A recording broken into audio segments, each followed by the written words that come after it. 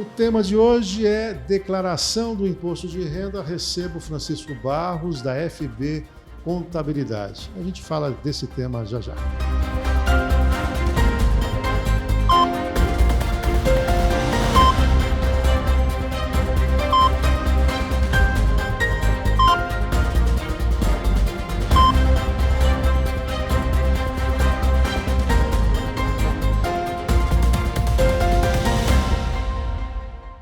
Na entrevista dessa semana, estamos falando da declaração do imposto de renda. Semana passada, o Barros esteve aqui comigo, Francisco Barros, contador da FB Contabilidade, e nós falamos, do modelo completo, modelo simplificado, dessa história da malha, como é que você pode acompanhar no Gov.br. E hoje, Barros, antes de a gente falar do microempreendedor individual, já agradecendo novamente a sua presença, eu queria falar um pouquinho dessas novidades. Todo ano a Receita traz alguma coisa. Qual é a mais relevante ou as mais relevantes que você coloca aí? Então, tivemos 12 alterações, não são alterações expressivas, são bem particulares mesmo, mas vou citar duas porque está muito na moda, que é o Pix. Então, hoje você vai poder pagar o imposto com o Pix, desde que você identifique pelo CPF, e também receber a sua restituição. Inclusive a primeira parcela? Inclusive a primeira parcela. Quer dizer, aquela história de emitir o DARF, a primeira parcela e autorizar o débito em conta, você pode continuar fazendo isso, mas você tem a opção, em vez de emitir o DARF, fazer o Pix. Isso, mas é que o DARF vai sair com um QR Code. Tem que ter o... Mas, de qualquer maneira, hoje com o computador, ele já faz a leitura ali. Isso. O próprio código de barras também é assim. Ou seja, na verdade, é só mudar. Em vez de capturar o código de barras, você captura o Pix. QR Code. Perfeito. Ô Barroso, o microempreendedor individual, inclusive, tem sido um abrigo, né? Se a gente pegar aqui algumas regiões, cresceu muito, né? O desemprego fez com que muita gente fosse para a informalidade, e essa orientação que muitas prefeituras estão dando fazem com que esse profissional que ficava na informalidade monte seja microempreendedor individual, até para ter a questão da previdência.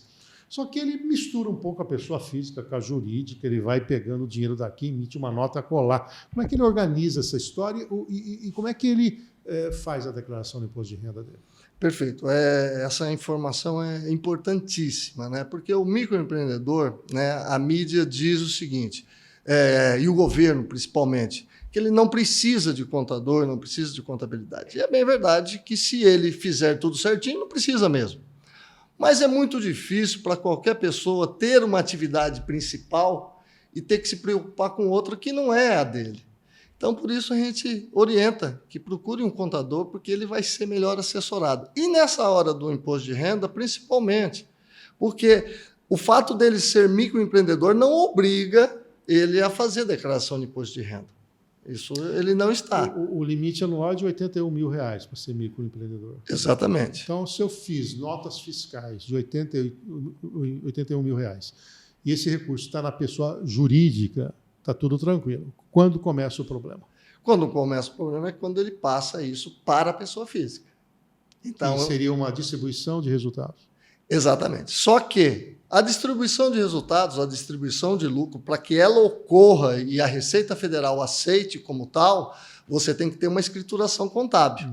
Quer dizer, o fato de simplesmente eu prestar um serviço de R$3 mil, colocar na pessoa jurídica, da pessoa jurídica transferir para a minha pessoa física, não caracteriza a distribuição de resultado. Alguém tem que dar um informe legal, e nesse caso seria um escritório de contabilidade. Exatamente. Aí você tem que ter uma escrituração contábil que demonstre que efetivamente a empresa teve lucro e poderia distribuir. E nesse caso isenta e não tributável. Exatamente. Porém, é importante também que ele entenda o seguinte, se ele distribuiu, mas não tem uma contabilidade, ele segue a uma legislação que arbitra esse valor. Os critérios do lucro presumido. Então, você vai aplicar um valor, parte vai ser isento, parte vai ser tributada. Ou seja, ele está deixando de receber um dinheiro 100% isento e pagando algum tipo de imposto por não ter uma contabilidade mínima para essa demonstração. Perfeito. No mínimo, ele teria que fazer conta, porque muitas vezes pode compensar, porque o limite acaba não sendo expressivo, 81 mil ao ano são 6.750 por mês bruto. Então, realmente não é um valor expressivo, né? Nós temos a exceção aí dos caminhoneiros, que houve uma alteração recente na legislação de limites. Agora, o microempreendedor tem um papel. Como é que o empresário normal faz, né? Porque ele tem uma empresa, às vezes, mais robusta. O que ele tem que ficar de olho quando ele vai fazer a distribuição? Da questão da variação patrimonial? Essa é a principal variável, não? Também, né? Eu acho que hoje, com essa fiscalização na movimentação bancária, ele tem que se preocupar com a movimentação bancária. Né? Quer dizer, vamos só para afirmar isso. Eu tenho uma empresa e ela vai vendendo. Então, ela vende lá no mês 100 mil, no outro mês 80 mil e assim por diante. Aí tem a contabilidade e tudo mais. E existe ali um lucro que vai se acumulando. E esse empresário precisa retirar dinheiro. Normalmente ele retira isso como um adiantamento.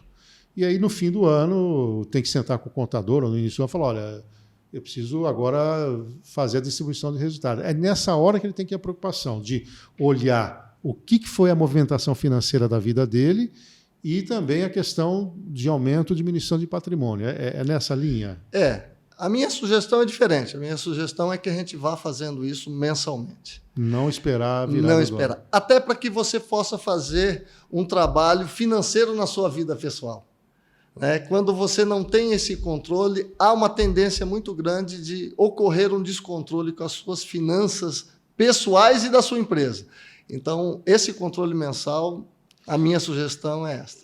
Como essa distribuição ela é isenta e não tributável, alguns empresários confundem aquela possibilidade de usar o incentivo da previdência privada, até 12%, porque a previdência privada seria sobre o rendimento tributável, né? Se esse empresário não tem outra fonte de renda, a não ser que ele tenha aluguel ou outro, ele não teria essa possibilidade da previdência no incentivo fiscal. Sim.